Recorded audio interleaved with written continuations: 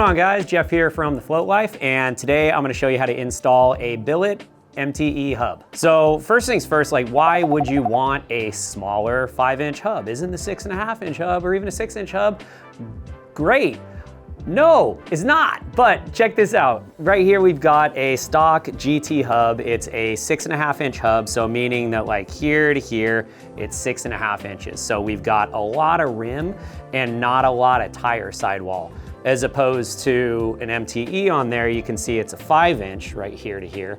And now we're gonna have a lot more tire sidewall. So we're gonna have a whole different suite of tires that we can put on here with a lot more meat in this important area of the sidewall, to where when you lean into turns, you're gonna get a lot more sidewall deflection, a little more suspension, well, a lot more suspension, honestly.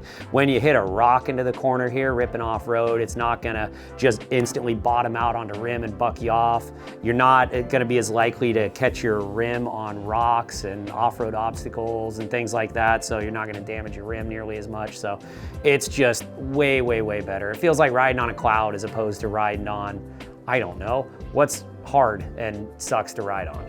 Want that, I guess.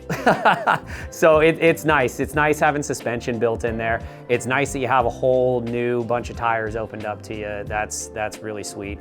And depending on what hub you're switching from, if you're switching from just like a stock XR hub or stock GT hub or GTS hub, you have different magnet options that you can have to increase or decrease torque or top end. So that's something else to look at as well. First things first, we got to get this thing installed. What you need to do first is get your board to this stage right here. So if you don't know how to get your hub off of your board, go check one of our tire change videos and it'll show you how to get to this spot right here.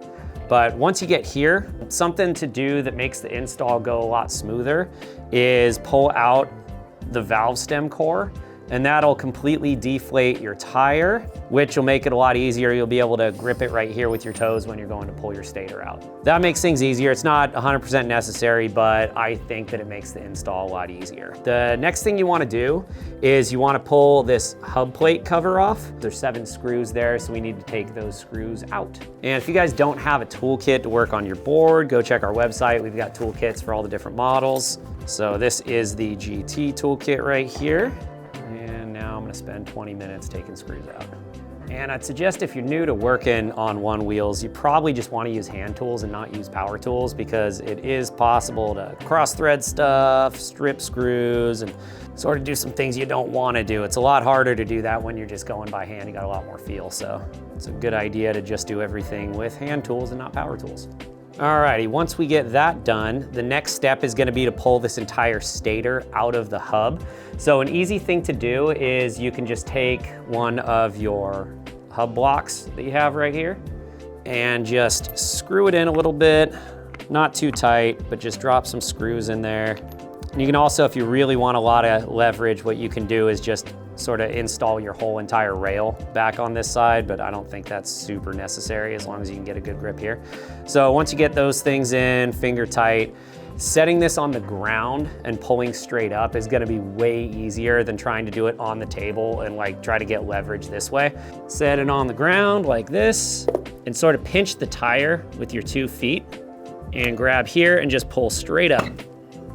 And it pops out. It should just pop out like that, super easy. If it's having a little bit of trouble popping out, what you can do is set like a little block of wood or something on the ground right under this piece, and then just push it down on, and that should push your axle up, and that should help you to grab and pull it straight out. You could just try to pull it out yourself first. If that doesn't work, then put a little block or something soft on the ground and then just push straight into it, and that'll help pop it out. So once that's done, you can take your old hub and just do whatever you want with it. I don't ever suggest throwing parts away, but you're never gonna wanna go back to it, but couldn't hurt just to have it anyway. So we'll go ahead and take this axle block off now. And we'll need to remove this hub plate cover right here. And this is the thing that can get a little bit tricky sometimes. Sometimes if you've had that on and you've been riding on the beach or like getting some salt in there or something, it can be stuck on pretty good. Worst case scenario, you can get a bearing puller and grip it on there and crank it and yank it up, but you should just be able to pull that off with your hands. All right, and that's it. That's how you get your stator completely out. One thing you do want to be careful of with this stator, it's sort of the only place I've ever really seen these damaged when people are doing installs. These 3 little square guys right here, your hall sensors, and these wires that come off of them, sometimes the soldering to the PCB right here can be a little bit weak, and I have seen that break. So just, you know, be really careful around this little board right here. I'd suggest being careful there. But once we've got that out, you want to grab your MTE out of the box here, and you'll just have 2 little placeholder screws holding this faceplate in right now. You'll want to take those out. And you should have the included bit just right here in your box with the MTE. There we go. And once we got that, pull out the hub plate cover just like that. Now when you have this out, let's do this so we don't forget. You'll have an O-ring, a big old O-ring that comes with your MTE. You'll want to put that on right there on your hub plate cover if it's not already on. So there you go. That's what that looks like.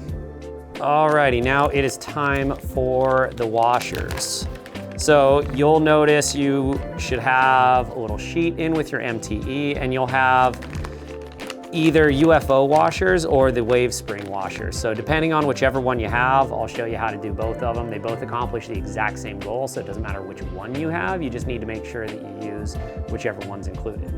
So here is the wave spring right here. It's like a real flat, it's circular, but it's real wavy. And what that's gonna do is when that compresses, it's gonna put the correct amount of side load onto the faceplate here. And so that's gonna hold the tolerance in exactly as you need it. And then there's also the UFO washers. This is actually 2 washers. They're thinner, but they're kind of cupped. And then when you put them together like you're supposed to, they sort of form like a little UFO with a gap in the middle here, meeting at the outside edge. So if you've got the UFO washers, just take them, flip them over, put them against each other so that the outside edges are touching. And if you have the wave spring washer, it's just a wave spring washer, but they both go in the exact same place. So what you want to do is take your stator, and you're going to want to check your O-rings on it. So they've got these little O-rings right here and right here.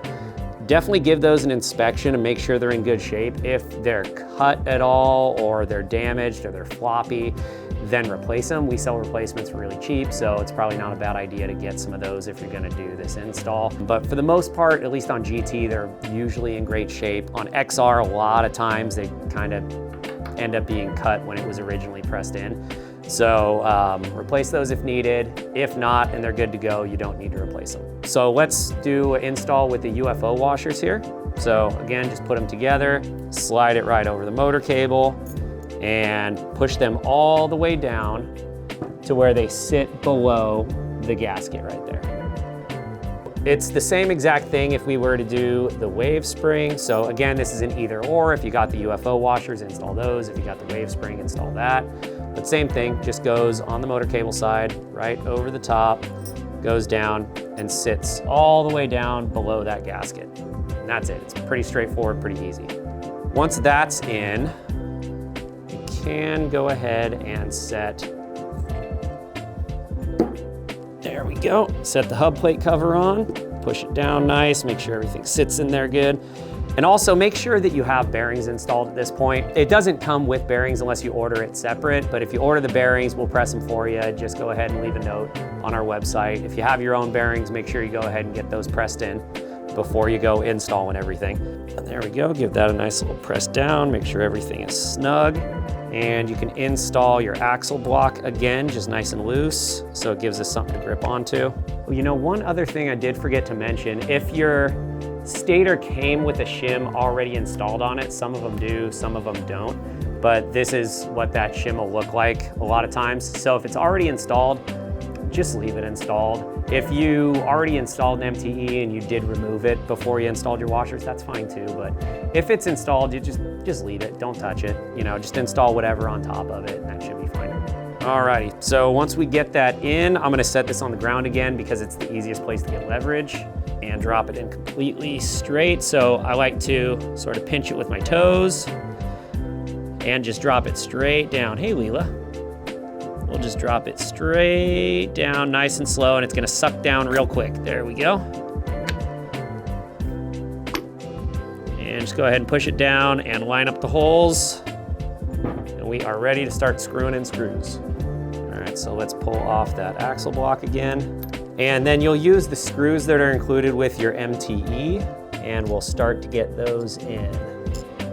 So what I like to do is get one started over here. And once you're started on that side, go to the opposite side and get one started. And whenever you're doing something like this, it's sort of like doing lug bolts on a car where you want to sort of go in a star pattern and go across. You don't want to just go bink, bink, bink, bink, bink all the way around, because then you might get it sitting kind of funny.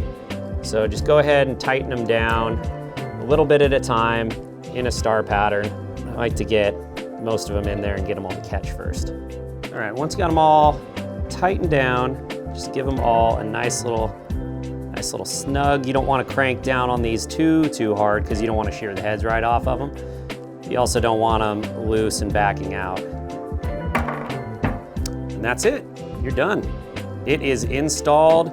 You got an MTE, you're ready to throw your tire on at this point and rock and roll. So that's it, guys. Pretty straightforward. You can get these at TheFloatLife.com. Hit me up if you got any questions, Jeff, TheFloat.life, and cool, have fun out there. Enjoy. Float on, my friends.